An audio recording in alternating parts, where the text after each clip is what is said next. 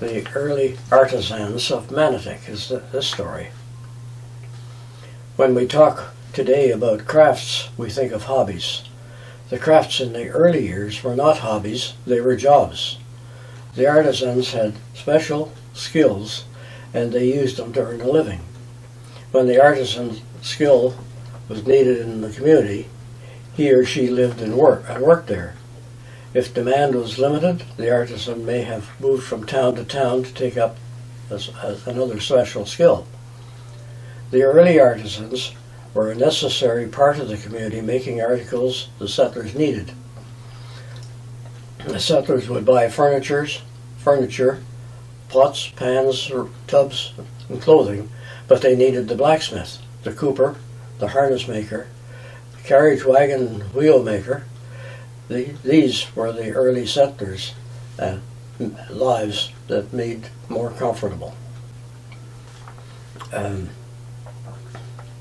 The artisans who made barrels were called coopers. These people were very important to the community since there were no cans or fancy packages to hold the goods or to store the food. Most barrels were big wooden containers that bulged on the side or the middle. The wooden side panels were called staves, and the wider ones were the ends. Staves were bound together at the top and bottom with metal hoops. Coopers also made the wooden pails that were used to carry water from the spring or the well. In 1870, James Mooney, a cooper, purchased property on the south side of John Street, near Main Street, where he built what was to have been the first log house in the village. In the shop to the west of his home, he manufactured pails, tubs, butter churns, and barrels. It was there that Mr. Rowett obtained the barrels for potash at his Long Island locks factory.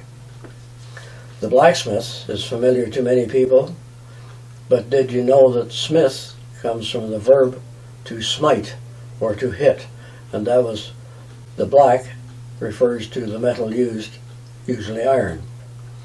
The blacksmith took the old shoes off horses' hooves and made pinchers. He rested the hoof against the leather apron as he cleaned them. Then he placed a new shoe on the hoof, bending the iron until it fit perfectly. He nailed the shoe onto the hoof. The nails did not hurt the horse because they went into the hard part of the hoof.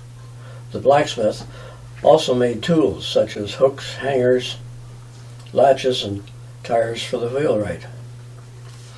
In 1872, John Condy settled on the north side of Ty Street in Manotick, built a shop there.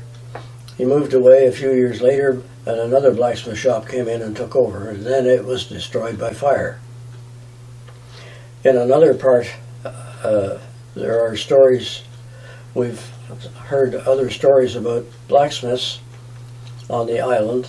Bill Brennan's shop on Main Street, and Bill Edwards, who operated a blacksmith shop on Main Street, and that area today is right at the corner of Bridge and Main where the sign to coming into Manotick is. So that was, he retired 40 years ago, and then following that, more than 40 years, 60 years ago, and following his retirement, the house was demolished, the